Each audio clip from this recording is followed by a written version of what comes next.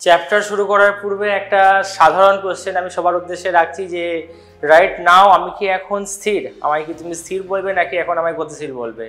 অনেকে বুঝতেই পারছো স্যার কি বলছেন এসব কথাবার্তা, আপনি তো দাঁড়িয়ে রয়েছেন একটা জায়গাতে নির্দিষ্ট হয়ে, আপনার তো স্থানের কোনো পরিবর্তন হচ্ছেন না, দৌড়াচ্ছেন না, ছুটছেন না, তাহলে আপনি স্যার স্থির আছেন। তাহলে এবার আমি বলবো তাদের উদ্দেশ্যে, এবার আমায় কি বলবে? আমি তো হাঁটাচলা করছি, তাহলে আমি কি করছি? সময়ের সাপেক্ষে আমার স্থানাঙ্কের পরিবর্তন হচ্ছে, আমার পজিশন চেঞ্জ করছে, এবার তাহলে আমি কিসে আছি? গতিশীল আছি। ঠিক আছে স্যার, একদম ঠিকই বলেছেন, বাট মেরে দোস্ত দুঃখ দেওয়ার মতো যদি একটা কথা বলি যে এখন আমি যদি বলি যে আমি গতিশীল আছি, এই সমাজ কি আমায় মেনে নেবে? আমার বক্তব্য কি মানবে? আর যদি আমি এখন বলি যে এখন আমি স্থির আছি, আশা করি না লোকজন ভাববে স্যার গান ক্রেজি। বাট ফ্যাক্ট হচ্ছে খেলা হচ্ছে নির্দেশতন্ত্রের, যে আমাকে ফ্রম তোমাদের পার্সপেক্টিভ থেকে ক্যামেরার ওপরে যারা আছো তারা কি দেখছো যে স্যার এখন কি আছে, একটা জায়গাতে দাঁড়িয়ে আছে বোর্ডের সামনে, তো সময় তো পেরিয়ে যাচ্ছে, সময় বহিয়া যায় নদীর স্রোতের ন্যায়, কারোর জন্য কখনো অপেক্ষা করে না, কারোর জন্য কখনো থমকে থাকে না, তো অবভিয়াসলি আমার জন্যও থাকবে না। তো সময় পেরিয়ে যাচ্ছে বাট আমার স্থানাঙ্কের বা স্থানের কোনো পরিবর্তন হচ্ছে না, আমি এখানেই আছি। তাহলে কালের সাপেক্ষে স্থানের কোনো পরিবর্তন হচ্ছে না, তাহলে আমায় ওই জন্য তোমরা কি বলছো? স্থির বলছো। এবার যখন আমি গুটি গুটি পায়ে হাঁটা শুরু করব তখন কি হচ্ছে? কালের সাপেক্ষে আমার স্থানের পরিবর্তন হচ্ছে, তার মানে তখন আমায় কি বলবে? গতিশীল বলবে এখন।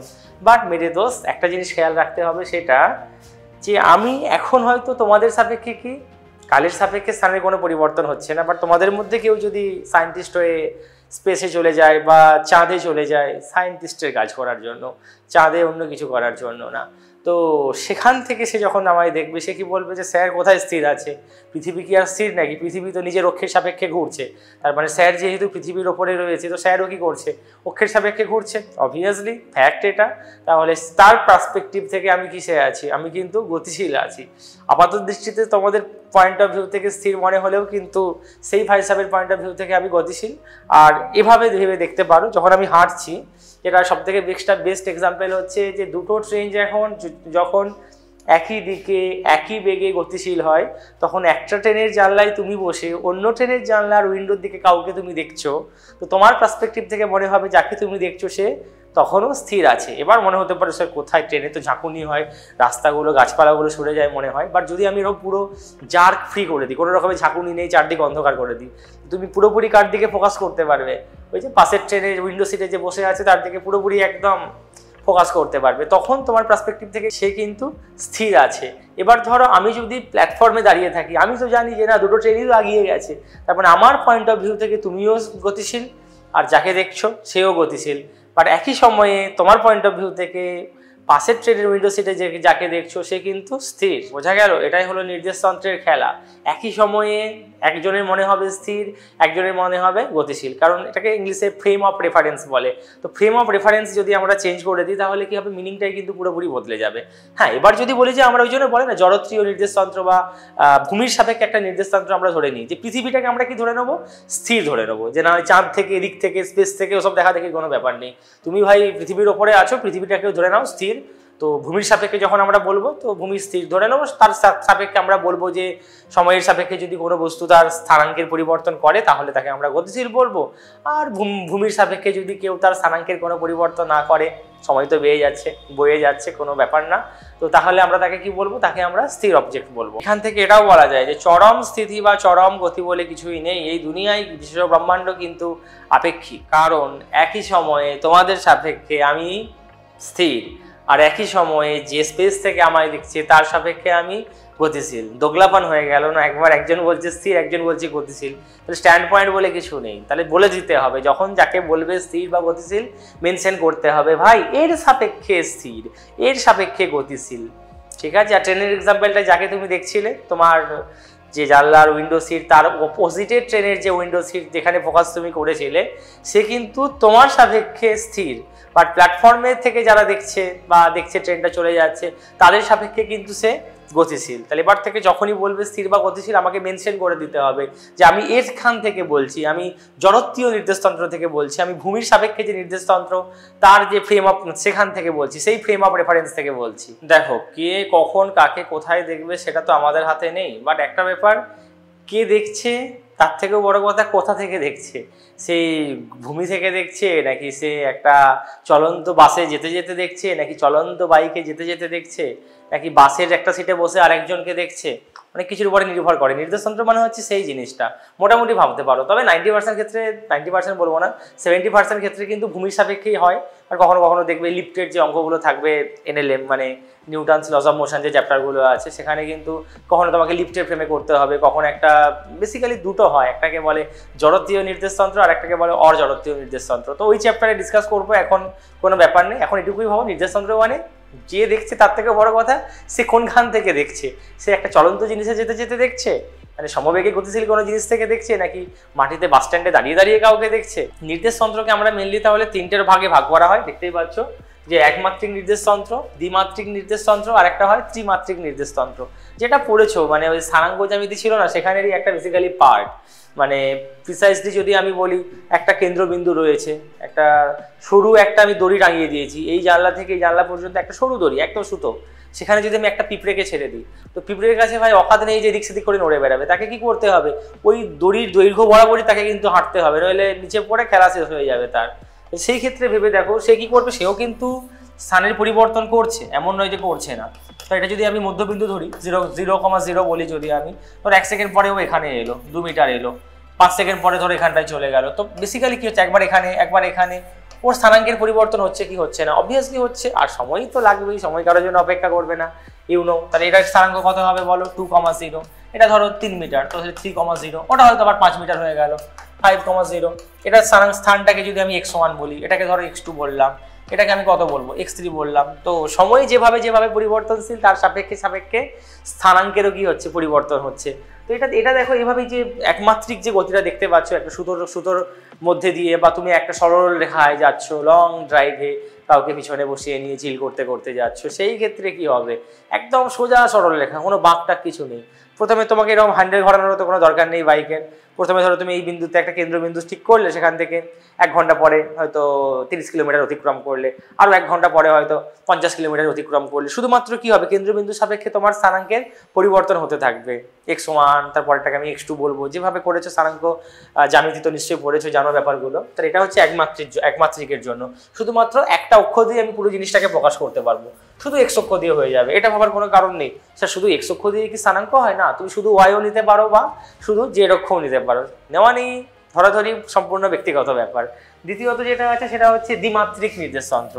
দ্বিমাত্রিক নির্দেশতন্ত্র মানেও তাই, তাহলে তুমি ধরো যাচ্ছ, হাঁটছো, দৌড়াচ্ছ, ওই একই কথা, ওই পিঁপড়েটাকে এবার কি করলাম, সুতোটা কেটে দিলাম, আমি কেটে দিয়ে পিঁপড়েটাকে ধরে নিয়ে এসে ওই মেঝেতে ছেড়ে দিলাম, মেঝেতে কিন্তু। তাহলে ও কি করবে, ও কি ভদ্র নাকি, অসভ্য একটা পিঁপড়ে, বদমাস পিঁপড়ে। ওই দিক সেদিক করে মেঝের একটা সরল রেখায় যাবে, কি এদিক সেদিক করে গোটা মেঝেটা ঘুরে ঘুরে যাবে, একবার এদিকে একবার এদিকে, এখান থেকে সেখান থেকে ঘুরে ঘুরে ওখানে যাবে। তো সেই ক্ষেত্রে দেখো ওর যে গতিপথ সেটাকে যদি আমি বর্ণনা করতে চাই, তো দুটো জিনিসের পরিবর্তন হচ্ছে, এক্স এরও মান পরিবর্তন হচ্ছে, আবার কি ওয়াই এরও মান পরিবর্তন হচ্ছে। ভেবে দেখো আমি যেমন এই রুমটার ক্ষেত্রে ভাবো, এই কর্নারটাকে যদি আমি বলি আমার কেন্দ্রবিন্দু, তো তার সাপেক্ষে আমি যখন এখানে সরে গেলাম, তার মানে কি হলো, আমার এক্স অক্ষেরও পরিবর্তন হলো, আবার আমার ওয়াই অক্ষেরও পরিবর্তন হলো, মানে দুটো করে করে মান পরিবর্তনশীল হচ্ছে। So what I am trying to say basically, এটা তোমার এক্স, এটাকে তুমি ওয়াই বললে, এই দিকটাকে বাড়িয়ে দিলে এটাকে এক্স ড্যাশ বলবো, আর নিচের দিকটাকে কি বলবো, ওয়াই ড্যাশ। তো তুমি প্রথমে কেন্দ্রবিন্দু হচ্ছে এটা 0,0, তুমি প্রথমে এখানে ছিলে, এ বিন্দুতে ছিলে, তো সরে এখান থেকে এখন এই বি বিন্দুতে চলে আসলে। আচ্ছা এমন নয় যে একদম হরাইজন্টাল হতে হবে, অনুভূমিক হতে হবে, তার কোনো মানে নেই, বাঁকা করে ধরো এখানটায় এলে বি বিন্দুতে। তাহলে ভেবে দেখো তোমার এখানে কিন্তু এই গতিপথটাকে প্রকাশ করতে গেলে দুটো অক্ষ লাগবে। তাহলে এক্সের দিকে কিছুটা যাচ্ছ, তারপরে কোন দিকে যাচ্ছ, পায়ের দিকে, তাহলে এর স্থানাঙ্ক কি আছে, দুটো থাকছে, ধরো 2,3। এবার বি বিন্দুতে যখন তুমি পৌঁছে গেলে এ থেকে বি, দেখো দুটোই পরিবর্তন হলো, এক্স এরও মান পরিবর্তন হয়েছে, ওয়াই এরও মান কিন্তু পরিবর্তন হয়েছে, দুটোই পরিবর্তন হয়েছে। নতুন একটা এটা ধরো এক্স, আর এটা হচ্ছে নতুন একটা ওয়াই। এটাকে আমি কি বলে দেবো, চাইলে তুমি এটাকে x1 বলতে পারো, এটাকে y1 বলতে পারো, আর এটাকে 2 দিয়ে বলতে পারো, এটাকে x2 বলো, এটাকে y2 বলো, বা অনেকে আবার প্রথমেরটাকে 1-2 দিয়ে লিখে প্রথমেরটাকে 1-1 দিয়ে লিখে পরেরটাকে 2-2 দিয়ে লিখতে পারো। নেওয়া নেই, লেখালেখি নিজস্ব ব্যক্তিগত ব্যাপার, কোনো চাপ নেই, আরামসে করতে পারো, যা খুশি করতে পারো। তো বুঝতে পারলে এ থেকে যখন বি বিন্দুতে গেলে তোমার কি এক্স এবং ওয়াই স্থানাঙ্কেরও পরিবর্তন হলো, যখন বি বিন্দুতে পৌঁছালে তখন কি হলো, নতুন একটা স্থানাঙ্ক। ধরো আমি যদি লিখি, আমি সাপোজ এটা 4,6 হয়ে গেছে, ঠিক আছে। তাহলে যখন তুমি এ থেকে বি বিন্দুতে পৌঁছালে তোমার এক্স কত হলো, 2 থেকে 4 হয়ে গেল, ওই এক্স না, এখানে এক্স, হ্যাঁ। আর ওয়াইটা কত হলো বলো, 3 থেকে 6 হয়ে গেল। তো দুটোই পরিবর্তনশীল হচ্ছে, এটাই হচ্ছে দ্বিমাত্রিক।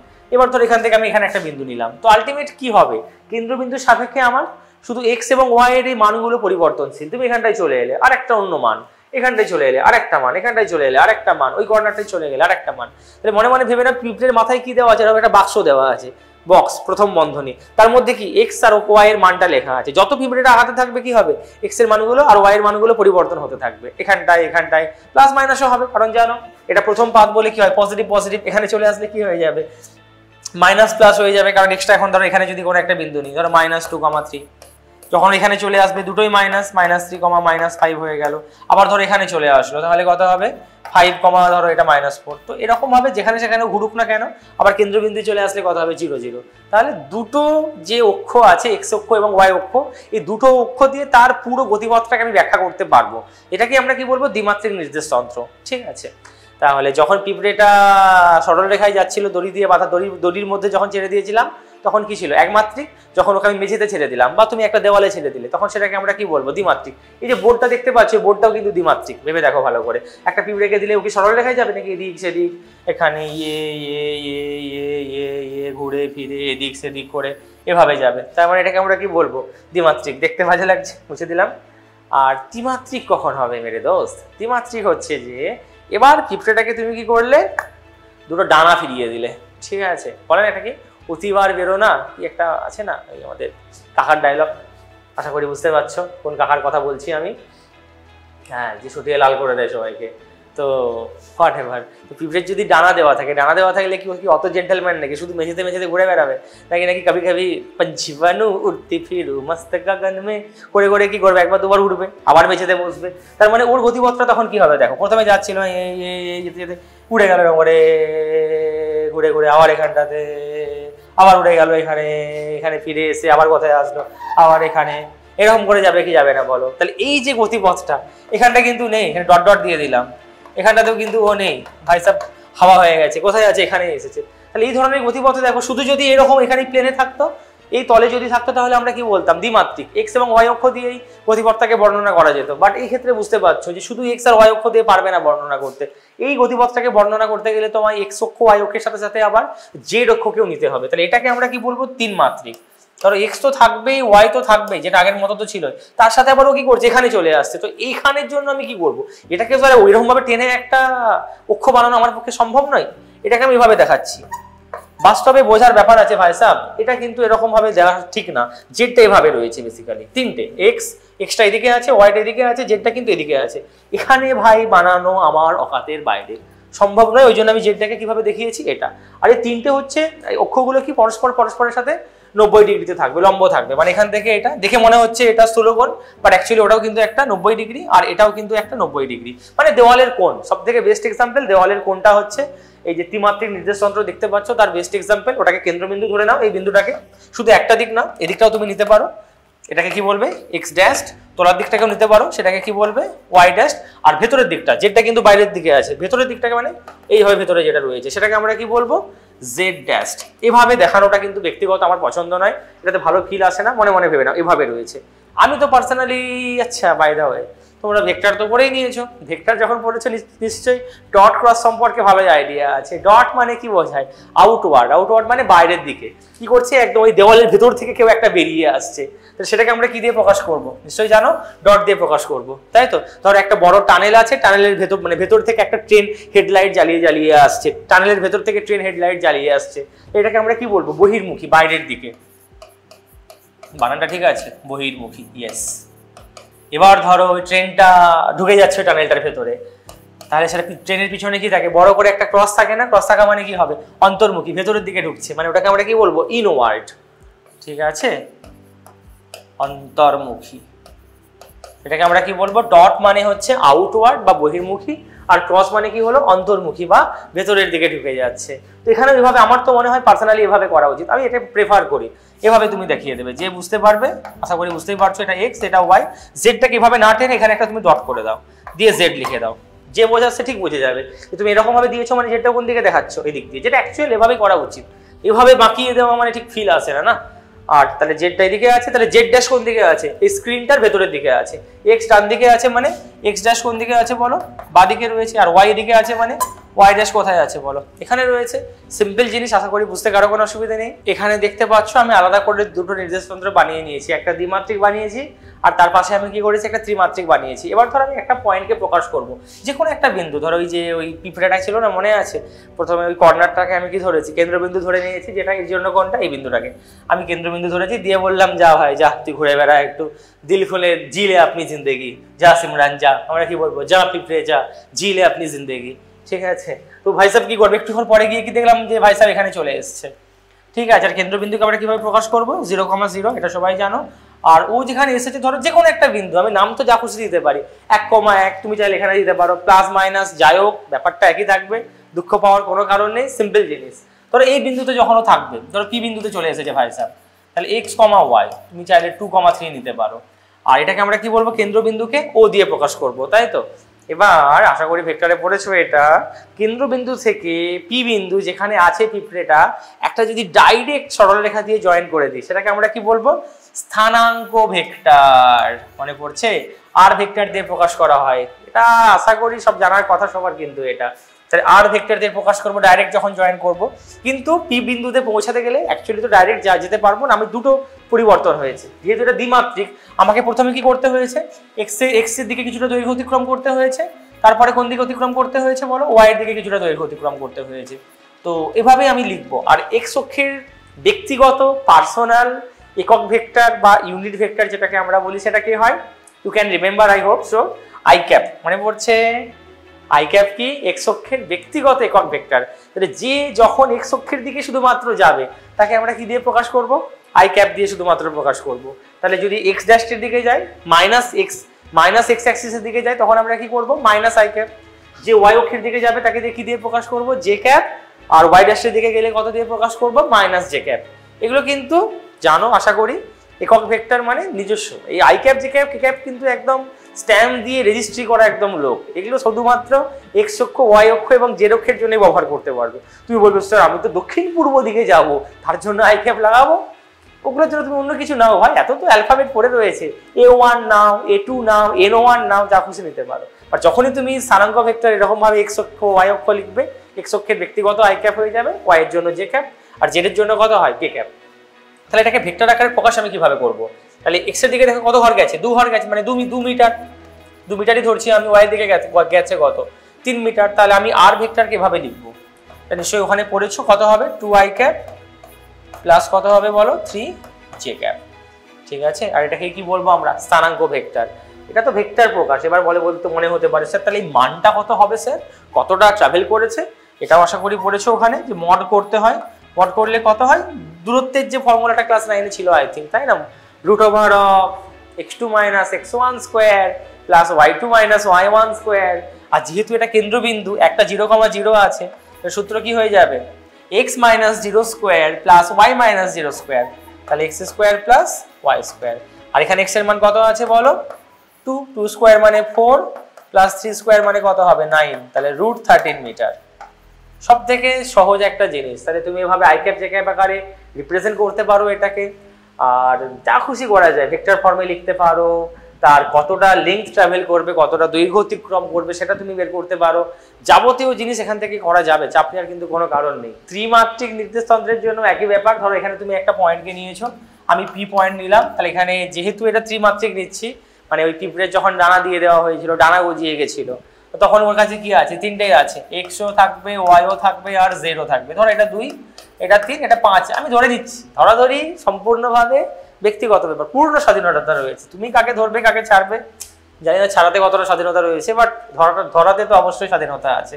সবার প্রথমে কি করব, কেন্দ্রবিন্দু থেকে একটা ডাইরেক্ট সরলরেখা দিয়ে যুক্ত করব পি বিন্দুকে, সেটাকে আমরা কি বলবো, স্থানাঙ্ক ভেক্টর। এবার বুঝতেই পারছো ওখানে পৌঁছাতে গেলে কিন্তু এখন 3টে ভাবে যেতে হবে।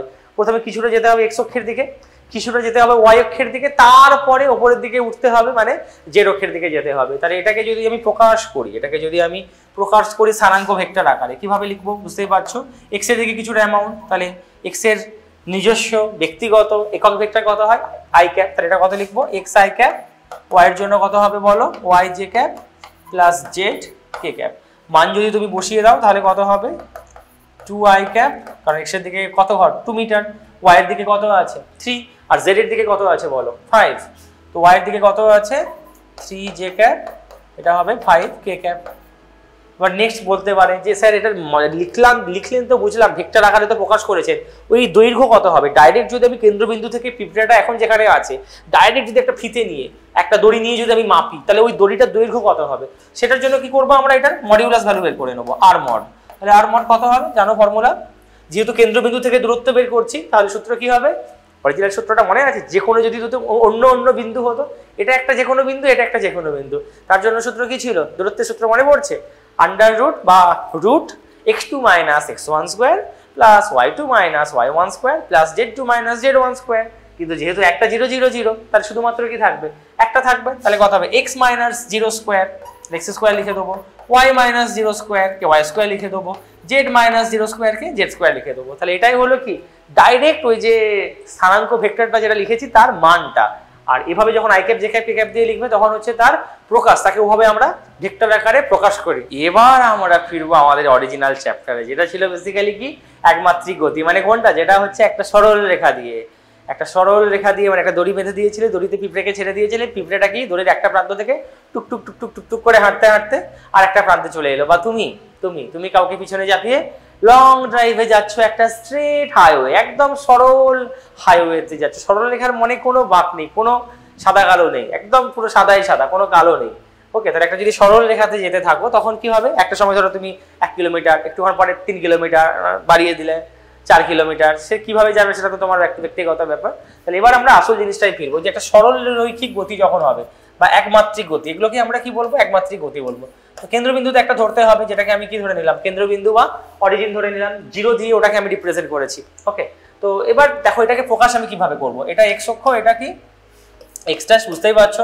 এবার মনে হবে স্যার এখানে একটু আগে যেটা বলেছিলাম, দুটো জিনিস প্রচন্ড ইম্পর্টেন্ট ভাই সাহেব। একটা হচ্ছে স্থান এবং কাল। স্থানকে আমরা লিখবো, স্থানকে অ্যাকচুয়ালি বলে পজিশন, ওকে, আর কালকে বলে টাইম। স্থান কাল ভেদে যে কত কি হয় দুনিয়াতে, অনেক কিছু হয়। এই দুটো কথা কিন্তু বারবার আসবে। স্থান মানে পজিশন, কাল হচ্ছে টাইম। তো যখন ধর একজন কেউ যাচ্ছে, তুমি যাচ্ছ লং ড্রাইভে যাচ্ছ, বা পিঁপড়েটা যাচ্ছে দড়ি বেয়ে বেয়ে, তাহলে তার গতি একটা জায়গায় তো থেমে নেই, একটুক্ষণ পরে এখানে, তো কোথায় তুমি আছো, তো সেটাকে প্রকাশ আমি কিভাবে করব? আর যেহেতু এটা একমাত্রিক গতি, একটা হেভি ইন্টারেস্টিং ফ্যাক্ট বানাবো। দেখো দুটো জিনিস দিয়ে কিন্তু তৈরি হবে, একটা হচ্ছে স্থান আর একটা কি কাল। তো স্থানটাকে আমরা বেসিক্যালি এক্স দিয়ে প্রকাশ করি, আর কালটাকে আমরা কি সময় যেহেতু টি দিয়ে প্রকাশ করি। ওকে, তাহলে এক্স এবং টি এর মধ্যে একটা বেশ মাখো সম্পর্ক আছে, ঠিক আছে, যে টি এর মান যেমন যেমন ভাবে পরিবর্তনশীল হতে থাকবে, এক্স এর মান বা স্থানের মানটাও কি হবে তেমন ভাবে পরিবর্তনশীল হতে থাকবে। সাপোজ আমি একটা ফর্মুলা লিখছি, ধরো এক্স ইকুয়ালস টু লিখলাম 3t square plus 2t plus 1, এটা আমার মনে, তুমি যাহা খুশি লিখতে পারো। স্যার আমি যদি 5t square minus 2t plus 3 লিখি, স্যার কোনো অসুবিধে আছে? না ভাই সব কোনো অসুবিধে নেই, লেখালেখি ধরাধরি ব্যক্তিগত, ঠিক আছে। তো এখান থেকে ভেবে দেখো, আর কেন্দ্রবিন্দু থাকা মানে সবসময় যে সবাই কেন্দ্রবিন্দু থেকেই শুরু করবে তার যাত্রাপথ, তারও কিন্তু কোনো মানে নেই। তুমি বাড়ি আছে বলে সবসময় কি বাড়ি থেকে এখানে সেখানে যাও? বন্ধুর বাড়িতে গিয়ে না একটু পড়তে হবে, বন্ধুর থেকে একটু পড়া বুঝতে হবে, এই নাম করে কোথায় ঘুরে বেড়াও, চড়ে বেড়াও, সেসব আমি কিভাবে জানবো, বা মা বাবা কি সেসব বুঝবে? তাহলে এই ক্ষেত্রে যেমন দেখবো, তাহলে এখান থেকে বুঝবো কি করে এটা কার সমীকরণ? ধরো একটা কেউ চলছে, তুমি চলছো, এটা তোমার কেন্দ্রবিন্দু মানে নিজস্ব বাড়ি।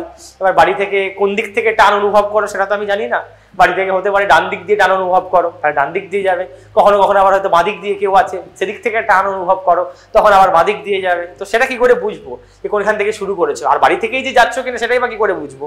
বলতেই পারো না একটু বাইরে যাচ্ছি, একটু বন্ধুর কাছে যেতে হবে, দেখো না এক্সট্রা ফিজিক্স নিউমেরিক্যালস গুলো করতে হবে, প্রজেক্ট লেখার কাজ আছে, প্রচুর চাপ, জানো না সব। বাট তারপর যে তারপরের গল্পটা আশা করি বলে দেওয়া দরকার নেই।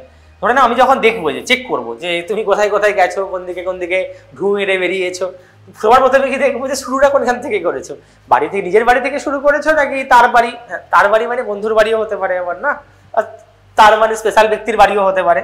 তো যখন টিটা শূন্য করে দিলাম তখন বলো এখানে যদি মান বসিয়ে দিই, এটা পলিনোমিয়ালে পড়েছো আশা করি, বহুপদ রাশি যেটা ছিল ম্যাথসে ছিল না, যে এখানে টি এর অপেক্ষক যেহেতু টি এর উপরে মানগুলো নির্ভরশীল, তাহলে টি এর আমি মান পরিবর্তন করতে থাকলে কি হবে, এক্স এর মানটাও কি হবে পরিবর্তন হতে থাকবে সেই হিসাবে। যেমন টি এর মান যদি শূন্য বসিয়ে দিই, এক্স এর মান কত হবে 3 × 0² + 2 × 0 মানে 0 হয়ে গেল প্লাস 1। তার মানে কি বোঝা যাচ্ছে, তুমি তোমার বাড়ি থেকে যাত্রা শুরু করোনি ভাই সাহেব, তুমি বাড়ি থেকে 1 মিটার ডান দিক দিয়ে 1 মিটার, 1 মানে কোন দিকে বোঝাচ্ছে এরকম কোন একটা বিন্দু যার স্থানাঙ্ক কত 1,0, এই বিন্দু থেকে তুমি যাত্রাপথ তোমার শুরু করেছো। এবার আমি যদি বলি 1 সেকেন্ড পরে তুমি কোথায় আছো, হেভি ইন্টারেস্টিং, এগুলো বোঝার জন্য হেভি ইন্টারেস্টিং। বলো 1 বসিয়ে দাও এই সমীকরণটাতে, তাহলে 3 আর 1² মানে একই হবে, 3 + 2 5 আর 1 6 মিটার। তার মানে এটুকু বুঝলাম 2 সেকেন্ড পরে তুমি কোথায় গেলে, 2 সেকেন্ড না, জিরোতে এখানে ছিলে, 1 সেকেন্ড পরে তুমি কোথায় চলে গেছো 6 মিটারে চলে গেছো, 6,0। ভালো কথা, তার মানে এখানটায় ছিলে তো টাইম শূন্য হতে তুমি এখানে ছিলে, আর 1 সেকেন্ড পরে তুমি কোথায় এলে, এখানে এলে। তো কমন সেন্স কি বলছে, তোমার বেগ বা গতিপথের অভিমুখ কোন দিকে, ডান দিক দিয়ে, ওকে, আই ক্যাপের দিকে, ধনাত্মক এক্স অক্ষের দিকে, পিছনের দিকে নয়। ভালো ব্যাপার, পজিটিভ থট আছে লাইফে, চলবে ভাই। তাহলে গতি কোন দিকে হবে, গতি এদিক দিয়ে হয়েছে তোমার, তুমি ওদিক দিয়ে যাচ্ছ, 1,0 থেকে 1 সেকেন্ড পরেই কোথায় চলে গেছো 6,0। তারপরে আরো দেখা যাক কোথায় যাও তুমি, t = 2 বসিয়ে দাও, 2 বসিয়ে দিলে কত হবে, এক্স এর মান 2² মানে 4, 4 × 3 = 12 আর 4 × 16 = 17। বাহ, হেবি মজার জিনিস, এখানে দেখাতে পারবো না, একবার এখানে চলে এসছো, কোথায় চলে এসছো 17,0 নামক বিন্দুতে পৌঁছে গেছো। তো এইভাবে কি চলতেই থাকছো, সময় যত বইতে থাকবে তোমার স্মরণেরও মানের পরিবর্তন হতে থাকবে, জানি না কোথায় গিয়ে থামবে, যুগ যুগ চলতেই থাকবে। তাহলে এরকম যে জিনিসগুলো হবে এক্স আর টি এর যে সমীকরণে যখন আমি সময়ের মান বসাবো, তাহলে এভাবে মানগুলো কি করতে থাকবে বলো, পরিবর্তনশীল হতে থাকবে সময়ের সাপেক্ষে। একমাত্রিক গতিতেই অলরেডি যাত্রা শুরু করে দিয়েছো, এবার কি রকম ভাবে যাচ্ছ তার উপরে তো নির্ভর করে, কোথা থেকে কোথায় যাবে, নিজের বাড়ি থেকে তার বাড়ি, সে কে, তার বাড়ি কোথায়, এই ইনফরমেশন তো আমার কাছে নেই, সেটা তুমি নিজেকে জিজ্ঞেস করো, তাহলেই বুঝতে পারবে কার বাড়ি, কোথায় যাবে, কিভাবে যাবে। ধরো এটা তোমার বাড়ি, ওকে, আর এটা হচ্ছে তার বাড়ি, যেখানে তুমি যেতে চাইছো, যেখানে তুমি নিজে আছো এখন, এখানে তুমি পৌঁছাতে চাইছো।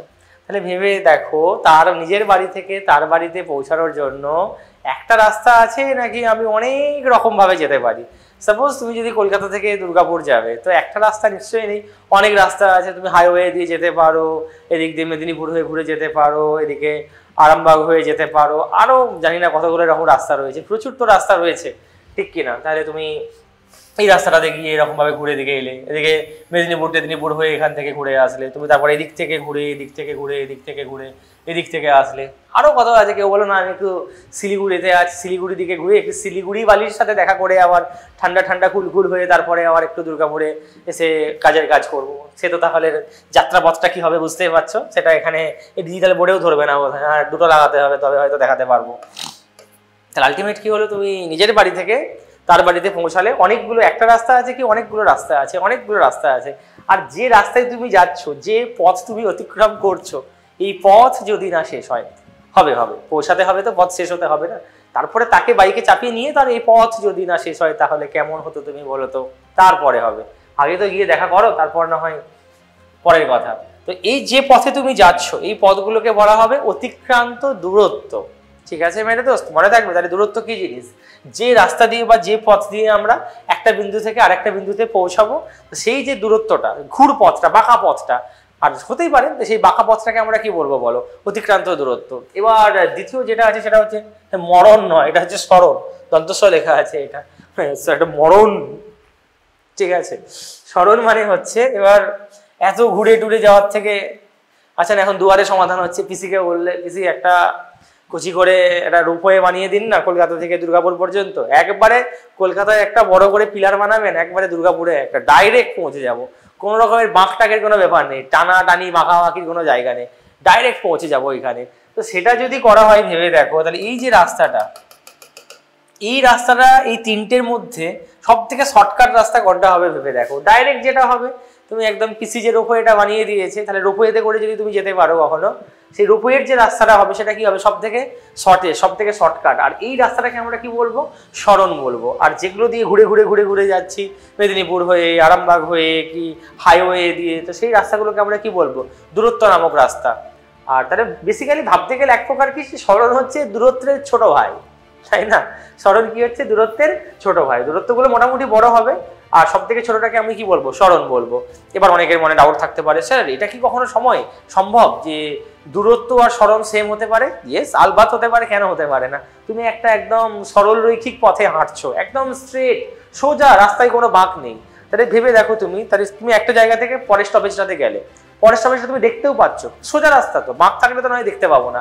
তো তাহলে তুমি দেখতে পাচ্ছ ওখানে পৌঁছে গেলে, তাহলে যেটা কি হবে সেই ক্ষেত্রে ভেবে দেখো, তুমি যেটাই তোমার এখানে তুমি ছিলে, এখানে চলে এলে, এটা ধরো একটা হাইওয়ে, এটা তুমি যাচ্ছ কোন পথে, এই পথেই যাচ্ছ, গাড়ি নিয়ে, বাইক নিয়ে, আর যাচ্ছ কোন পথে, সরলরৈখিক পথে, আর ওই পথটাই কি শর্টকাট পাথ। তাহলে এই ক্ষেত্রে কি হবে বলো, যেটাই হবে আমার সরণ সেটাই হবে দূরত্ব। বাই দ্য ওয়ে, সরণকে আমরা বলি ডিসপ্লেসমেন্ট, আর দূরত্বকে কি বলবো, ডিস্টেন্স। ঠিক আছে, এগুলো কি হবে, ডিস্টেন্স। আর এই যে শর্টকাট, যে শর্টেস্ট পাথ, রোপওয়ের যে পাথ, রোপওয়ের পথটাকে আমরা কি বলবো, রোপওয়ের পথটাকে বলবো ডিসপ্লেসমেন্ট বা সরণ। আর নর্মালি রাস্তা দিয়ে, গাড়ি নিয়ে, বাইক নিয়ে যেটা যাচ্ছ সেটাকে কি বলবো আমরা, ডিস্টেন্স বা অতিক্রান্ত দূরত্ব। এই কেসটার জন্য তাহলে কি হলো, যেটাই হচ্ছে তোমার দূরত্ব সেটাই কি হচ্ছে, সরণ। কখন দূরত্ব সমান হবে বলো, সরল রৈখিক পথে একমাত্রিক গতির ক্ষেত্রে কি হবে, হ্যাঁ যদি তুমি ব্যাক না করো, এমন কিন্তু স্যার এখান থেকে গিয়ে তুমি ব্যাক করে গেলাম, ব্যাক যদি করে যাও তাহলে কিন্তু দূরত্ব আর সরণ সমান হবে না। যতক্ষণ পর্যন্ত তুমি ব্যাক করছো, পাল্টি মারছো, পাল্টি মারা মানে কি দুটো আলাদা আলাদা হয়ে যাবে। বাট পাল্টি মারার আগে পর্যন্ত যেটাই হবে তোমার অতিক্রান্ত দূরত্ব, সেটাকে আমি কি বলবো, সরণ বলবো। ঠিক আছে, তাহলে এই ক্ষেত্রে কি হবে, ডিস্টেন্স মানে অতিক্রান্ত দূরত্ব সমান হয়ে যাবে কার সাথে, ডিসপ্লেসমেন্ট বা সরণের সাথে। ওকে, আর বাকি 90% ক্ষেত্রে বুঝতেই পারছো কোন রাস্তাটা বড়। অবভিয়াসলি দূরত্বটা কি হবে, ডিস্টেন্স বা দূরত্বটা কি হবে, বড় হবে কার থেকে, সরণ বা ডিসপ্লেসমেন্টের থেকে। আচ্ছা, এটা কি কখনো হতে পারে স্যার, ডিস্টেন্স কি ডিসপ্লেসমেন্টের থেকে ছোট হতে পারে? মানে স্যার দূরত্ব কি সরণের থেকে ছোট হতে পারে? যেটা হচ্ছে না, আজ্ঞে না প্রভু, আজ্ঞে হবে না এটা। কারণ কেন হবে না, কারণ দূরত্বেরই সব থেকে ছোট ভাইয়ের নাম কি, সরণ। ওটা তো সব থেকে ছোট ভাই, ছোট ভাইয়ের আবার ছোট ভাই কি করে হবে, দূরত্বের ছোট ভাই তো সরণ না, তার আবার ছোট ভাই আমি কি করে বের করবো, তো সেটা পসিবল না। তাহলে নর্মালি কি হয়, বড় হয়। 90% ক্ষেত্রে কি হয়, যেটা বাস্তবে তুমি কি সম্ভব নাকি সবসময় পিসি কি রোপওয়েটা বানিয়ে দেবে নাকি ভাই, বললেই ওলা একবার দেখো চামড়া গড়িয়ে দেবে এখন লোকজন দিয়ে। তো ডিস্টেন্স কি হবে, বড় হবে কার থেকে, ডিসপ্লেসমেন্টের থেকে। বাট কভি কভি মানে কোন কেসে, সরল রৈখিক কোনো পথে যদি তুমি হাঁটতে থাকো সেই ক্ষেত্রে কি হবে, দুটো সমান হবে। বাট ডিস্টেন্স কখনো ডিসপ্লেসমেন্টের থেকে ছোট হতে পারে না, ডিস্টেন্সের ছোট ভাইয়ের নামই ডিসপ্লেসমেন্ট। তো সাধারণত আমার কি লেখা উচিত, সাধারণত লেখা উচিত দূরত্ব কি হবে বলো, গ্রেটার অথবা ইকুয়াল কার থেকে, সরণের থেকে। আশা করি এটা বুঝতে কারো কোনো রকমের অসুবিধা হয়নি। আর রিপ্রেজেন্টেশন বা প্রকাশ আমরা কিভাবে করব, অতিক্রান্ত দূরত্বকে মানে ডিস্টেন্সকে আমরা এক্স দিয়ে প্রকাশ করব, আর সরণকে আমরা কি দিয়ে প্রকাশ করব, আর দিয়ে। মাথায় অ্যারো দিলাম কারণ আছে, স্কেলার ভেক্টর তো পড়া হয়ে গেছে নিশ্চয়ই, বুঝতেই পারছো। মাথায় তীর চিহ্নটা দেওয়ার মানে কি, ওটা একটা ভেক্টর রাশি। তো এবার তাহলে চলো দ্বিতীয় টপিকেই ঢুকে যাই। সরণ এবং দূরত্বের মধ্যে কোনটিকে আমরা স্কেলার রাশি বলবো, কোনটিকে আমরা ভেক্টর রাশি বলবো। তো স্কেলার ভেক্টর বলার জন্য বুঝতেই পারছো স্কেলার কাকে বলে, যার মান আছে কোনো অভিমুখ নেই তাকে আমরা বলি স্কেলার, আর যার মান এবং অভিমুখ দুই আছে তাকে আমরা কি বলি, ভেক্টর। তো এখানে কি মনে হচ্ছে কার মান আছে কার অভিমুখ আছে কি হবে, সেটা হচ্ছে ভেবে দেখো। যখন তুমি দূরত্ব নামক পাথে যাচ্ছ, এই রাস্তা দিয়ে ঘুর পথে যখন যাচ্ছ, তখন কি হবে, একবার এদিকে হ্যান্ডেল ঘোরাবে যদি বাইকে করে যাও, আবার একটা গলি আছে, একটা গলির বাঁক আছে, আবার কোণ আছে। তো 1000-100 বার কি করতে হচ্ছে তোমাকে, গতিপথ বদলাতে হচ্ছে। একবার এদিকে বাঁক আছে, এদিকে ঢাল আছে। তার মানে তুমি বলতে পারো নির্দিষ্ট করে যে আমার কোনো একটা নির্দিষ্ট অভিমুখ আছে, না তুমি বলতে পারো না। মান তো আছে, তোমার বাইকের কাঁটার রিডিং তো বাড়তেই থাকবে, ওডোমিটার স্পিডোমিটার সেখানে তো মান বাড়তেই থাকবে, কিন্তু কি তোমার নির্দিষ্ট কোনো অভিমুখ নেই। তুমি অনেকবার কি করেছো, অভিমুখ পরিবর্তন করে নিয়েছো, মান আছে অভিমুখ নেই, তাহলে কি হয়ে গেল, স্কেলার রাশি। তার মানে দূরত্ব হয়ে গেল কি রাশি, স্কেলার রাশি। এবার ভেবে দেখো সরণ কি রাশি হবে, সরণকে আমরা বলবো ভেক্টর রাশি। কেন বলো তো, কারণ সরণ কোনটা, শর্টকাট। রোপওয়ের যে কেসটা বললাম, তুমি ধরো রোপওয়েতে এবার যাচ্ছ বাইক নিয়ে, সাইকেল নিয়ে, ডিস্কো করতে করতে যাচ্ছ, সেখানে যদি ভাই সাহেব একবারও যদি হ্যান্ডেল ঘুরে গেছে না, পুরো একদম নিচে, নিচে মানে প্রথমে নিচে তারপরে পার্মানেন্টলি একদম উপরে পৌঁছে যাবে। তাহলে স্মরণ নামক পথে চলতে গেলে সবসময় কি করতে হবে, আমাদেরকে অভিমুখটা নির্দিষ্ট রাখতে হবে। মান তো এখানেও থাকবে, মানছি যে সেই মানটা হয়তো কম হবে, মানে দূরত্ব থেকে কি হবে, স্মরণের মানটা কম হবে, কিন্তু মান তো আছে, কম বেশি যাই হোক না কেন, তাহলে মান আছে আর সঙ্গে সবসময় কি আছে বলো, একটা নির্দিষ্ট কি আছে, একটা নির্দিষ্ট অভিমুখ আছে। তাহলে স্মরণকে আমরা কি বলবো, স্মরণকে আমরা বলবো ভেক্টর রাশি, আর দূরত্বকে আমরা কি বলবো, শুধুমাত্র মান আছে, নির্দিষ্ট কোনো অভিমুখ নেই। কারণ তুমি রাস্তাঘাটে তো হয় বুল্ডোজার নিয়ে যেতে পারবে না, আমি কলকাতা থেকে বুল্ডোজারটা চাপিয়েছি একদম দুর্গাপুরে যাব, সামনে বাড়ি গাড়ি যে আসবে নারী সবাইকে উড়িয়ে দিয়ে একদম পিষে দিয়ে রাস্তার সঙ্গে মিশিয়ে দিয়ে চলে যাবো, সেটা ভাই সম্ভব নয়। তোমাকে বারবার কি করতে হবে, অভিমুখ বদলাতে হবে। আর অভিমুখ বদলাচ্ছ মানে তোমার নির্দিষ্ট কোনো অভিমুখ থাকলো না, তাহলে এটা হয়ে গেল একটা স্কেলার রাশি। এবার একটা কাজ করে নেওয়া যাক, স্মরণ এবং দূরত্ব এদের মাত্রা এবং একক সম্পর্কে আলোচনা করে নেওয়া যাক। খুব সিম্পল, রাশি তো বুঝতে পেরে গেলে, স্মরণ হচ্ছে কি রাশি, ভেক্টর রাশি, যেকে আমরা কি দিয়ে প্রকাশ করবো, স্মরণকে আর দিয়ে, ঠিক আছে। স্মরণকে আমরা আর, মাথায় একটা তীর চিহ্ন দেওয়া মানে ভেক্টর রাশি, আর দূরত্বকে সাধারণত করে এক্স দিয়ে প্রকাশ করা হয়, তো এবার অনেকে এস দিয়েও লেখা হয়, তো সেটা আমি যখন যে রকম চ্যাপ্টার হবে সেখানে মেনশন করে দেবো। পাতিকথা তীর চিহ্ন থাকলে বুঝবে ওটা ভেক্টর রাশি, মানে এই ক্ষেত্রে যদি হয় তাহলে দূরত্ব, আর স্মরণ, আর যদি তীর চিহ্ন না থাকে তাহলে কি হবে, দূরত্ব হবে। দূরত্ব এবং স্মরণ ভেবে দেখো দুটোই কিন্তু দৈর্ঘ্যের সাথে সম্পর্কিত, ঠিক কি না? কারণ মানছি যে স্মরণের ক্ষেত্রে কি হয়, অতিক্রান্ত দৈর্ঘ্যটা কি হবে, ছোট হবে, আর এই ক্ষেত্রে মানটা কি হবে, বড় হবে। তো মান ছোট বড় যাই হোক না কেন, এটাও তো উত্তর তুমি কিসে বলবে, তুমি এখান থেকে একটা যাচ্ছ, সে তো কিলোমিটারেই বলতে হবে, বা ছোটখাটো হলে কি বলবে, মিটারেই তো বলতে হবে না, এমন তো নয় তুমি বলবে 1 কেজি দূরত্ব অতিক্রম করেছি আমি। তার মানে কি হবে, এসআই একক যদি আমি বলি তাহলে সেটা স্মরণ হতে পারে দুটো আলাদা আলাদা রাশি, একটা স্কেলার রাশি একটা ভেক্টর রাশি, তা সত্ত্বেও দুটোই কিন্তু দৈর্ঘ্যের সাথে সম্পর্কিত, একটা হয়তো বড় দৈর্ঘ্য আর একটা কি ছোট দৈর্ঘ্য। তাহলে যেহেতু দৈর্ঘ্যের সাথে সম্পর্কিত, তাহলে এদের এককগুলো কি হবে, যেটা দৈর্ঘ্যের একক হয়, আর আমরা জানি যে এসআই পদ্ধতিতে দৈর্ঘ্যের একক কি হয়, মিটার। তার মানে স্মরণ এবং দূরত্ব এদের দুজনেরও এসআই পদ্ধতিতে একক কি হবে, মিটার বলবো আমরা।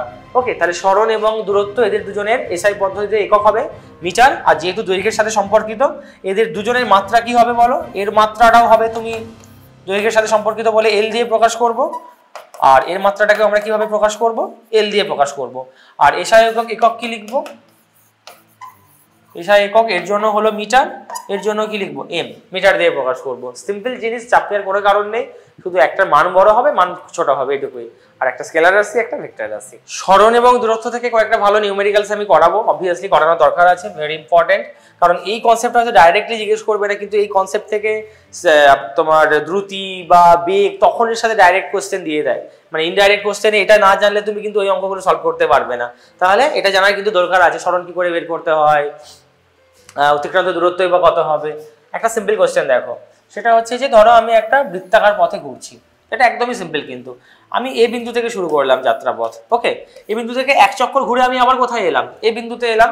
ধরে নাও যে বৃত্তাকার পথটা আছে ব্যাসার্ধ হচ্ছে আর, ওকে, মান যা খুশি নিতে পারো, 7 মিটার নিয়ে নাও, 10 মিটার নিয়ে নাও, ওই যে বললাম ধরাধরি ব্যক্তিগত ব্যাপার, যা খুশি ধরতে পারো। তাহলে আমার কথা হচ্ছে যখন আমি 1 রাউন্ড পূর্ণ করব, একটা যখন ধরো একটা গোল মাঠ, ফুটবল খেলার মাঠ আছে, তুমি একটা বিন্দু থেকে হাঁটতে হাঁটতে শুরু করলে বা দৌড়াতে শুরু করলে, করে আবার ওই বিন্দুতে ফিরে আসলে, তাহলে একটা রাউন্ড হলো, এক চক্কর হলো। তাহলে 1 রাউন্ডে তুমি কত দূরত্ব কত অতিক্রম করেছো, 1 রাউন্ডের কথাই আগে ভাবো।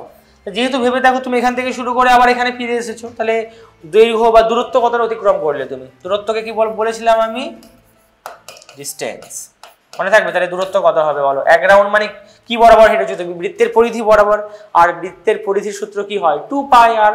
তাহলে এক্ষেত্রে দূরত্ব কত হবে বলো, 2 পাই আর মিটার, এত মিটার হবে, এককটাও বললাম মিটার হবে। ধরো আর এর মান যদি আমি 7 মিটার নিয়ে নিই, তাহলে কত হবে, তাহলে 2 × 22/7 ইন্টু কত, 7 কেটে গিয়ে কত হলো, 44 মিটার।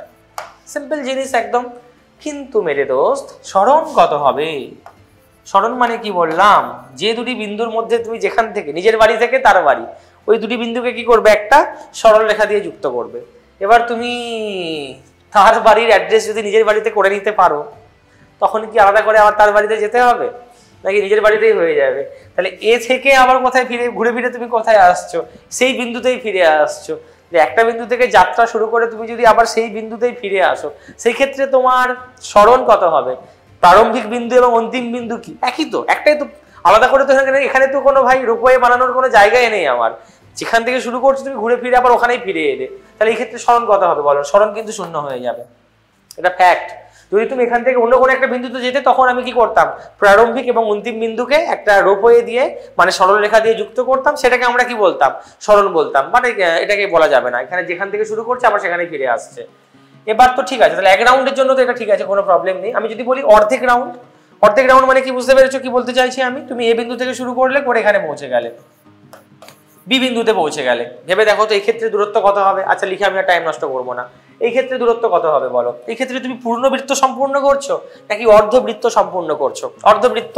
আর বৃত্তের কি বরাবর হাঁটছো? পরিধি বরাবর। তাহলে পুরো পরিধি হলে কত হতো? 2πr হতো।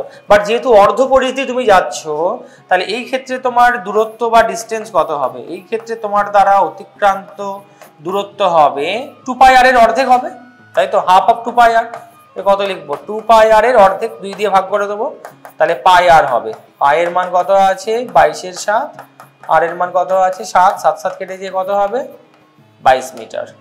ঠিক আছে, এবার যদি জিজ্ঞেস করি, এটা তো স্যার দূরত্ব হলো, সরণ কত হবে এই ক্ষেত্রে? সরণ মানে কিন্তু ঘুরপথ ধরবো না, তুমি কোথায় ছিলে আর ফাইনালি তুমি কোথায় আছো সেইখানটাকে জয়েন করবো। তুমি রনে বনে জঙ্গলে মাঠে ঘাটে জলে কিভাবে হেঁটে কোন দিক দিয়ে গেছো সেটা আমার জানার দরকার নেই। তুমি নিজের বাড়ি থেকে শুরু করে তার বাড়িতে পৌঁছে গেছো, দ্যাটস এনাফ। আমি ডাইরেক্ট কি করবো? একটা সরলরেখা দিয়ে যুক্ত করব। তো সরলরেখা দিয়ে যদি যুক্ত করি আমি, সরলরেখা দিয়ে যুক্ত করলে কি রকম হবে বল?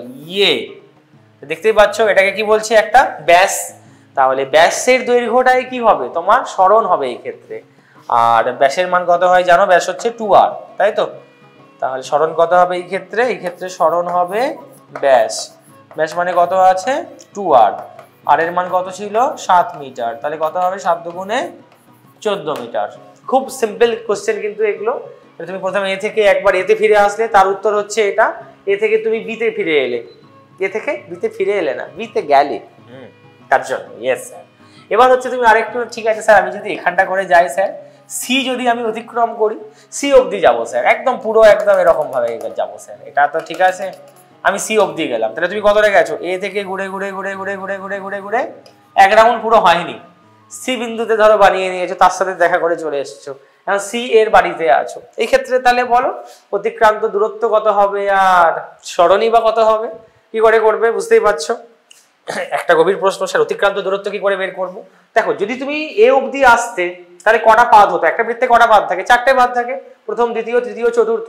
তাহলে 4টের মধ্যে তুমি কটা কভার করেছো? 3টে। তাহলে তুমি যদি পুরোটা অতিক্রম করতে, যেটা আমি এখানে করেছিলাম, কত লিখেছিলাম? 2πr।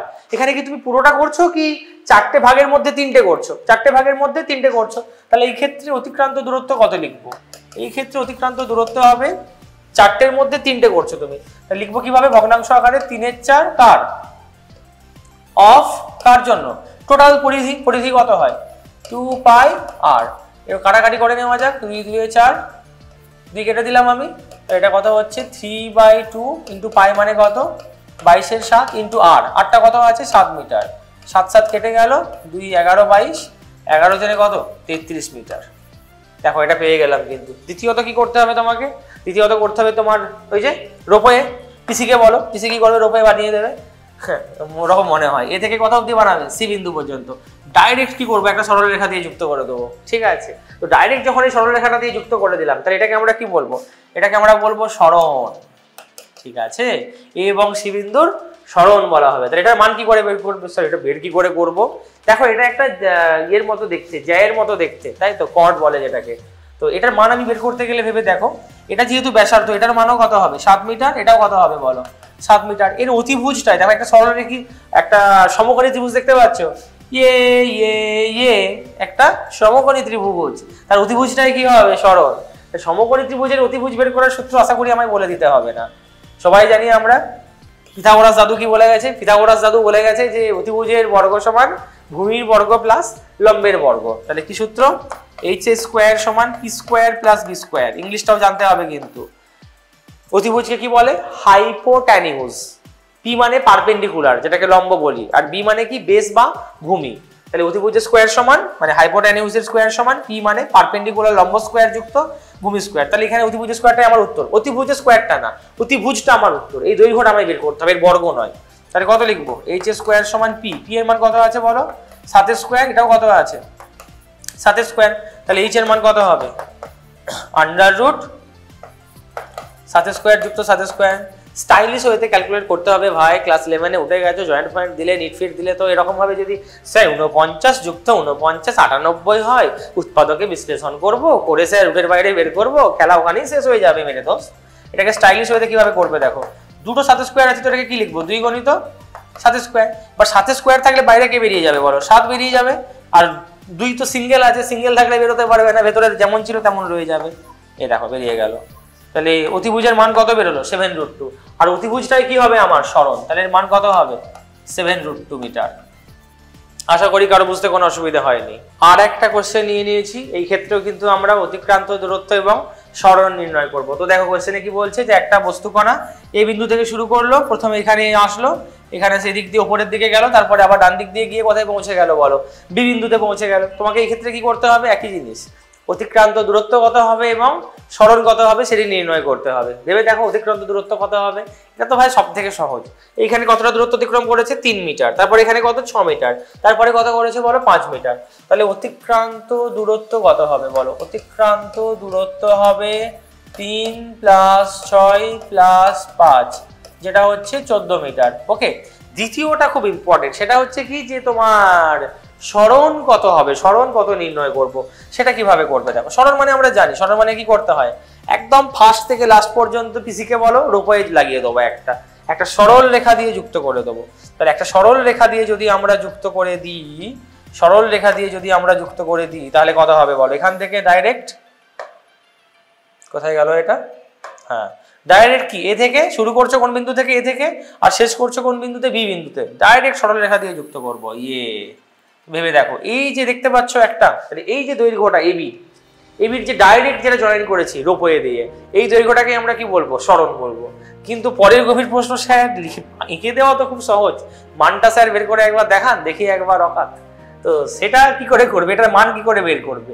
3 বলে এখানে যদি তুমি বলো স্যার পিথাগোরাসের উপপাদ্য লাগাবো, হবে না, কারণ এইটুকু দৈর্ঘ্য তো তুমি জানো না, আর এটা মধ্যবিন্দু হবে তারও কিন্তু কোনো মানে নেই। দেখে 6 স্যার এটা তো 3 না ভাই সাহেব, ধরো এটা 2.4 বা 2.5 কিছু একটা দশমিকেও আসতে পারে, তাহলে তো কোনো চান্সই নেই বলার স্যার এটা একটা সমকোণী, এটা একটা সমকোণী, স্যার অতিভুজগুলোকে যোগ করে দেবো, না হবে না, তুমি এই দৈর্ঘ্য বের করতে অবস্থা খারাপ হয়ে যাবে। তাহলে কিভাবে করবে, ঠিক আছে মেরে দোস্ত, দূরত্ব তো পেয়ে গেলাম, দেখো কিভাবে করবে। একটা জিনিস দেখো,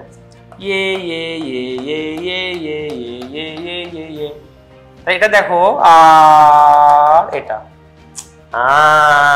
এবার একটা বড় সমকোণী ত্রিভুজ চোখে পড়ছে, ইয়েস স্যার, একটা বড় সমকোণী ত্রিভুজ যার অতিভুজ হচ্ছে আমাদের উত্তর মানে সরণ, যেটা আমরা এখন বের করতে চলেছি। দ্বিতীয় গভীর প্রশ্ন, স্যার অতিভুজটা তো বের করবেন স্যার, এই ডট ডট এই লাইনটাই কত মান হবে আর ওই লাইনটারই বা কত মান হবে। যার আয়তক্ষেত্র সম্পর্কে ধারণা আছে নিশ্চয়ই দেখতে পাচ্ছ একটা কচি করে আয়তক্ষেত্র দেখা যাচ্ছে এখানে, যাচ্ছে তো স্যার, এই বাহুটা 5 হলে এটাও কত হবে ভাই সাহেব 5 মিটার হবে, আর এটা 6 হলে এটাও কত হবে 6 মিটার হবে। তাহলে আমাদের যে বড় ত্রিভুজটা সমকোণী ছিল সেটা কিন্তু 5 মিটার না, আগে এখান থেকে এটা কত 3 তো রয়েছে, তাহলে এর টোটাল ভূমিটা কত হলো, এই বড় সমকোণী ত্রিভুজের ভূমি হলো 3 + 5 8 মিটার। আমাদের বের কি করতে হবে, অতিভুজ বের করতে হবে। কিভাবে করব, পিথাগোরাস দাদুকে ডেকে নিয়ে এসো। পিথাগোরাস দাদু কি বলে গেছেন, দাদু বলে গেছেন যে অতিভুজের স্কয়ার সমান ভূমি স্কয়ার যুক্ত লম্ব স্কয়ার। অতিভুজ মানে কি বললাম, হাইপোটেনিউস, ভূমি মানে বেস এন্ড লম্ব মানে পারপেন্ডিকুলার। তো কিভাবে লিখবো, অতিভুজের স্কয়ার সমান ভূমি স্কয়ার যুক্ত লম্ব স্কয়ার। অতিভুজটি হচ্ছে আমাদের উত্তর, যার মান কত বলো এবি। তাহলে এখানে এবি স্কয়ার লিখছি আমি ইচ্ছে করে, না লিখলেও চলতো, এইচ লিখে দিলেও হতো। পি কত আছে এখানে 6 মিটার, তাহলে 6 এর বর্গ ভূমি ভূমি ভূমি ভূমি ভূমি ভূমি কত আছে বলো 8 মিটার, তাহলে কত হবে 8 এর বর্গ। তাহলে ভেবে দেখো কত হবে 36 প্লাস, হ্যাঁ এইসব লিখলে খেলা এমনিতেই শেষ হয়ে যাবে। এইটা লিখে নেওয়ার পরেই চোখে আনসার, এটা দেখেই চোখে আনসার বলতে হবে, একটা লাইনও লেখা চলবে না জয়েন্ট বা নিটে বসতে গেলে। স্যার এটা অতিভুজ, স্যার এটা 8 আছে, এটা 6 আছে, স্যার 8 স্কয়ার 64, 6 স্কয়ার 36, 64 36 যোগ করলে হবে 100, স্কয়ার আছে রুট হয়ে গেলে কত হবে স্যার রুট 100 মানে 10 উত্তর স্যার। চলুন ডান। কিন্তু চলো প্রথম একটু লিখে দিচ্ছি আমি, পরে কিন্তু এভাবেই করতে হবে যেভাবে বললাম। তাহলে এবির মান কত হবে, স্কয়ার আছে উপরে গেলে কত হবে স্কয়ার রুট 100 মানে 10 মিটার। তাহলে এই ক্ষেত্রে আমাদের দূরত্ব তো 14 মিটার ছিল, সরণ কত হলো সরণ কত হলো 10 মিটার। আর একটা আমি কোশ্চেন করে দেবো না, লজ্জা লাগছে, ক্লাস 9-এর বাচ্চাও করে দেবে, যে তুমি এ বিন্দু থেকে বি বিন্দুতে এলে, এটা একদমই পাতি একটা কোশ্চেন। ধরো তুমি এখানে এলে 3 মিটার, এখানে এলে 4 মিটার, তো তোমার সরণ কত হবে বলবো না, ওরালি আনসার বলবে এটা আমায়, আমি একটা লাইন লিখবো না এই কোশ্চেনটার জন্য, ডাইরেক্ট বলবে অতিক্রান্ত দূরত্ব কত হবে, এ থেকে এই কর্নার অবধি আসবে কত মিটার, 3 মিটার, ওটা কত আছে 4 মিটার, 4 আর 3 কত হবে 7 মিটার হবে অতিক্রান্ত দূরত্ব, সরণ কত হবে বলো। দেখতেই পাচ্ছ, যারা একটু ভালো করে পড়াশোনা করেছে বুঝতেই পারছো, 3 আর 4 এটাকে বলে পাইথাগোরিয়ান ট্রিপলেট। পিথাগোরাসের যে 3টে বাহুর পরিমাপ, যেমন দেখবে 6, 8 আর 10, এগুলো দিয়ে পিথাগোরাসের সূত্র লাগে। একই রকম ভাবে 3, 4-এর সঙ্গে কে থাকে, 5 থাকে। জানতে হবে মেরে দোস্ত, ক্যালকুলেশন স্মার্ট হতে হবে, এভাবেই করতে হবে, এরকম ধরে ধরে লিখে লিখে করতে গেলে হবে না। ওই নিট যা কোয়েশ্চেন যদি তুমি সব কিছু লিখে লিখে করতে যাও, 70% 80% কাজ ব্রেন করবে, জাস্ট 2-4টে লাইন লিখতে হবে। ভেবে দেখো, অতিভুজ স্কোয়ার কত হবে, আমি করবো না কিন্তু, অতিভুজ স্কোয়ার কত হবে, ভূমি স্কোয়ার যুক্ত লম্ব স্কোয়ার, আর অতিভুজটাই কি হবে বলো, অতিভুজটাই আমার কি হয়ে যাবে, সরণ হবে, এটাই তো আমার সরণ হবে। কি করে ওর মান বের করবো, দেখতে পাচ্ছ, একটা সমকোণী ত্রিভুজ, যার ভূমি হচ্ছে 4, লম্ব হচ্ছে 3, অতিভুজ কত হবে, অতিভুজের স্কোয়ার সমান ভূমি স্কোয়ার যুক্ত লম্ব স্কোয়ার, 3-এর বর্গ করলে কত হয় 9, ভূমির বর্গ 4-এর বর্গ করলে কত হয় 16, যুক্ত আছে মানে 16 আর 9 বর্গ যুক্ত করলে কত হয় 25, আর যেহেতু তাহলে বর্গটা হচ্ছে 25, তাহলে বর্গমূল কত হবে 5, তাহলে এই দৈর্ঘ্যটা কত হবে, সরণ কত হবে বলো 5, সরণ হয়ে গেল 5 মিটার, আর দূরত্ব কত হয়ে গেল 4 যুক্ত 3। টিচার হুমে কি করব, লিখে দিতেই হবে, বোঝানো আমাদের কাজ তো আর করা না এক্সাম হলে বসে। এখন আমরা দেখব সরণকে ভেক্টর আকারে কিভাবে প্রকাশ করব, যদিও এটা এখানে করানোর কথা নয়, ভেক্টরে আশা করি তোমরা পড়েছো স্থানাঙ্ক ভেক্টর কিভাবে লিখতে হয়, তবু আমি এখানে করিয়ে দিচ্ছি। সরণকে যখন আমরা লিখবো, আমি আগেই বললাম যে সরণ কি রাশি, সরণ কিন্তু একটা ভেক্টর রাশি, ওটাকে কি বলবো, ডিসপ্লেসমেন্ট। ওকে, তো ডিসপ্লেসমেন্ট আমরা লিখবো কিভাবে, ধরো কোনো একটা বিন্দু তুমি এখানে ছিলে, তুমি কি পথে গেছো আমার জানা দরকার নেই, তুমি এখানে আসলে, তুমি এ বিন্দুতে ছিলে, দিয়ে কোথায় আসলে বলো, বি বিন্দুতে আসলে।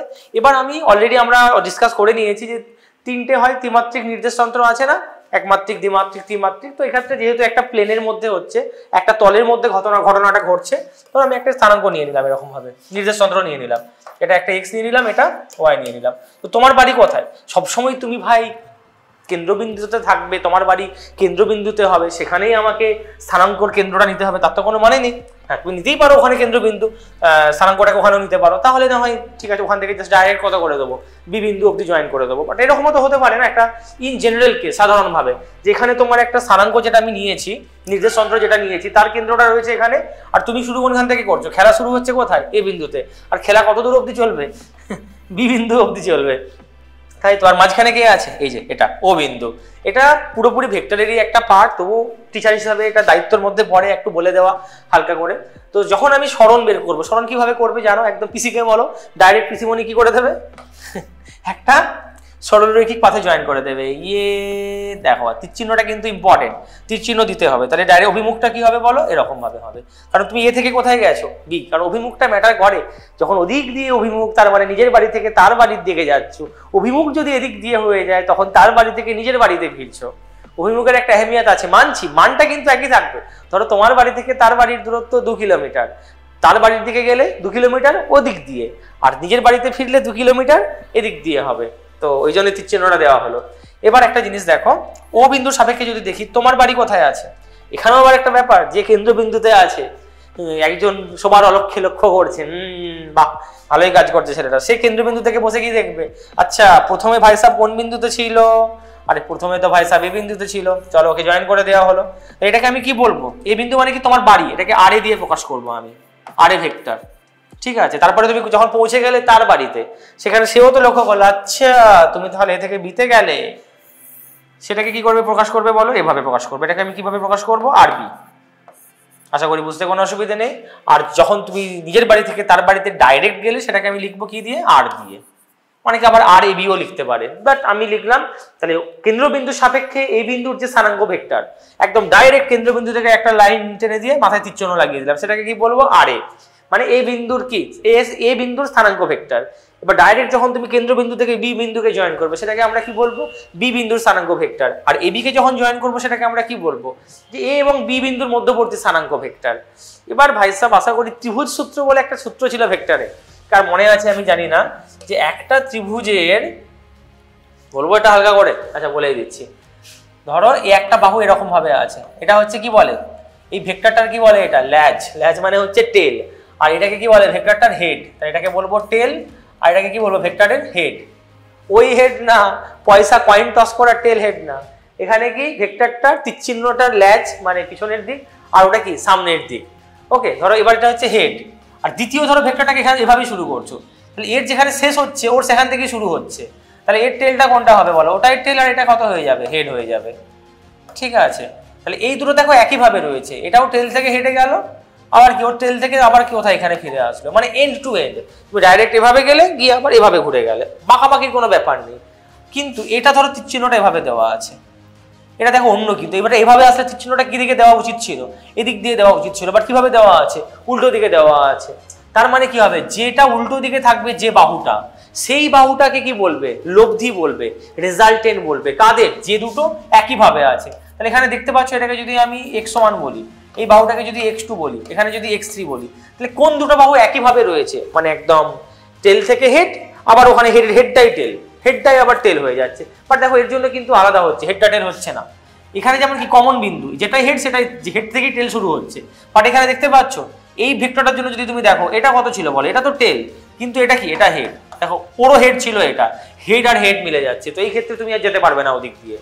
তাহলে যেহেতু যেতে পারলে না, কিন্তু এখানে তুমি যেতে পারলে, তাহলে আমি কি লিখবো, যে দুটো একসাথে নিচ্ছিলাম, দুটো একই অর্ডারে কে কে আছে, x1 আর x2, আর উল্টো দিকে কে আছে, x3, তো কিভাবে লিখবো, x3টা কি হবে, লব্ধি বলবো আমি, কাদের লব্ধি, যেই দুটোকে আমি একসাথে নিয়েছিলাম, একসাথে কাদেরকে নিয়েছিলাম, x1 প্লাস x2। এটা ভেক্টরটা ভালো করে ভেক্টরের ভিডিও দেখলে বুঝতে পারবে কিভাবে হয়, ডিটেলসে ওখানে ডিসকাস করা আছে। তো এখানে কোনো আমি জাস্ট হালকা করে ব্রিফলি বলে দিলাম যে একটা ত্রিভুজ সূত্রটা তাই বলে যে দুটো বাহু যদি একইভাবে থাকে, এমন নয় যে এরকম হতে হবে।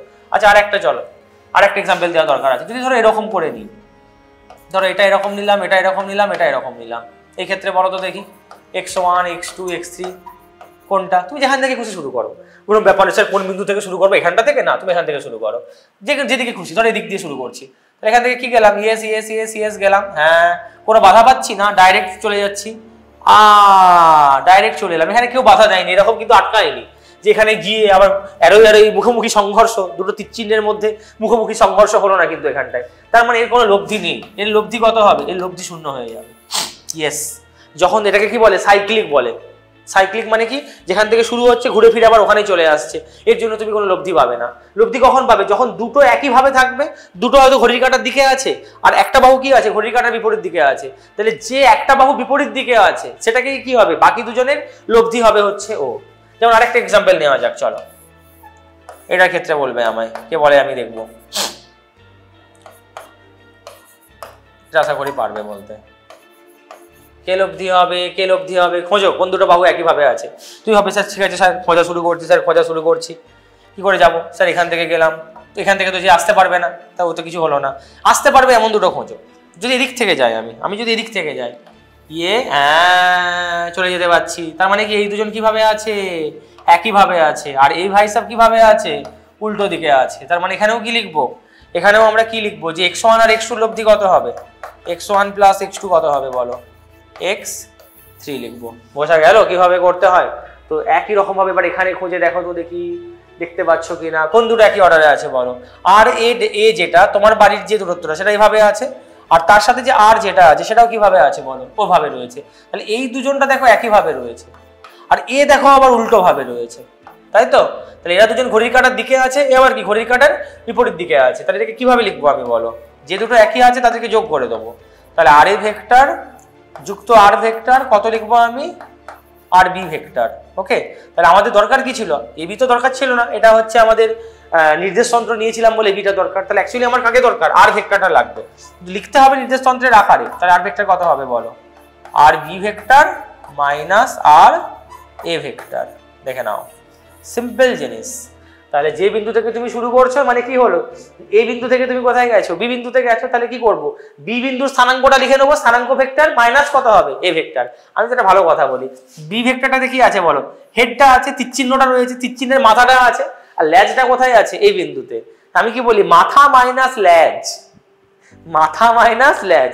যখন তোমাকে এরকম কোশ্চেন দেবে, আমি দিচ্ছি একটা কোশ্চেন দেবো, ডোন্ট ওয়ারি, তো সেই ক্ষেত্রে তোমাকে কি করতে হবে, এভাবে স্থানাঙ্ক ভেক্টরটা বের করতে হবে, মানে সরণ বের করতে হবে। ধরো তোমাকে একটা কোশ্চেনে বলে দিল, একটা কোশ্চেন এখানে দেবো, পরের একটা পেজ নিয়ে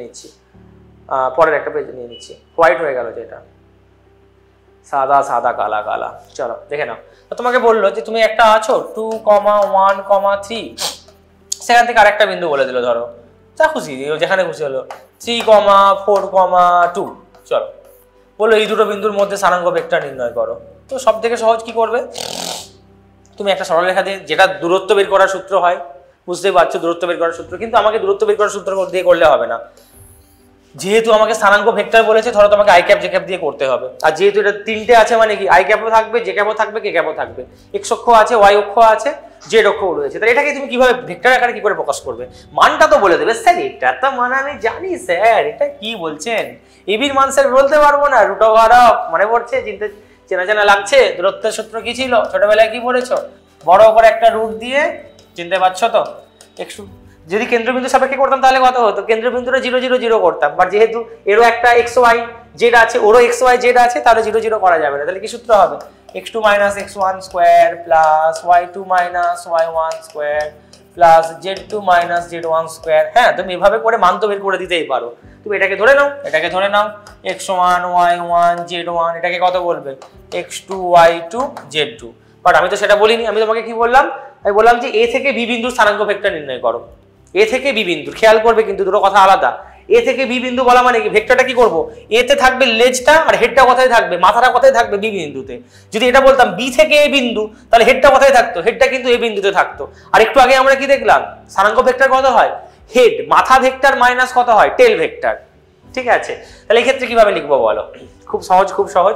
আর ভেক্টর যদি করি, অ্যাকচুয়ালি কিভাবে আসে মনে পড়ছে, কেন্দ্রবিন্দু সাপেক্ষে, এটাকে আর এ লিখে নেবো, এটাকে আর বি লিখে নেবো, ত্রিভুজ সূত্র লাগাবো, সাতকাণ্ড কাহিনী শুনতে হবে, অত কাহিনী না শুনে আমরা কি করে দেবো, চুপচাপ কি করে দেবো, মাথা ভেক্টর, ধরো আমি এবি করলাম, এটা করতে বলছি।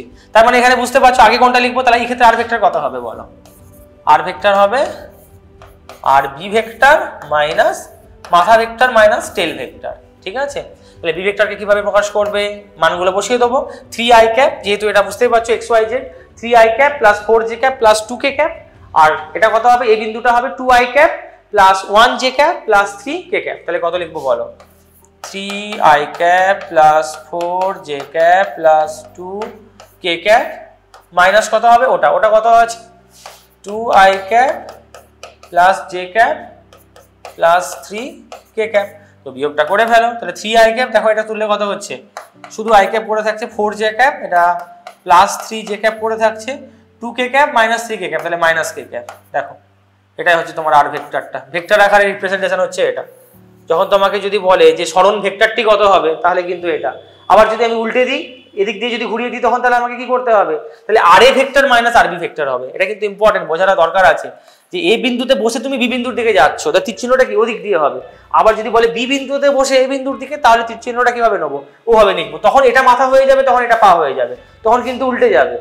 এখানে যেমন আর বি মাইনাস আর এ করেছি, উল্টো দিক দিয়ে করলে কত করবো, আর এ মাইনাস আর বি করতে হবে আমায়, সেটা আর এর মান তো বের করতেই জানো, ভেক্টরে পড়ে নিয়েছো। আর এর মড কত হবে বলো, আন্ডার রুট কত হবে, কিছু নেই, আই ক্যাপের সহগ কত, 1, তাহলে 1 স্কোয়ার যুক্ত জে ক্যাপের সাথে কত আছে, 3 আছে, 3 স্কোয়ার যুক্ত কে ক্যাপ মাইনাস, আর মাইনাস এক স্কোয়ার না, অরিজিনাল ফর্মুলাতে কি থাকে, প্লাস।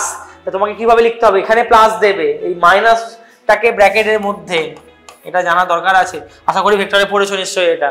তাই তো এখানে কিন্তু ডুম করে স্যার মাইনাস অফ 1 স্কোয়ার, গলত।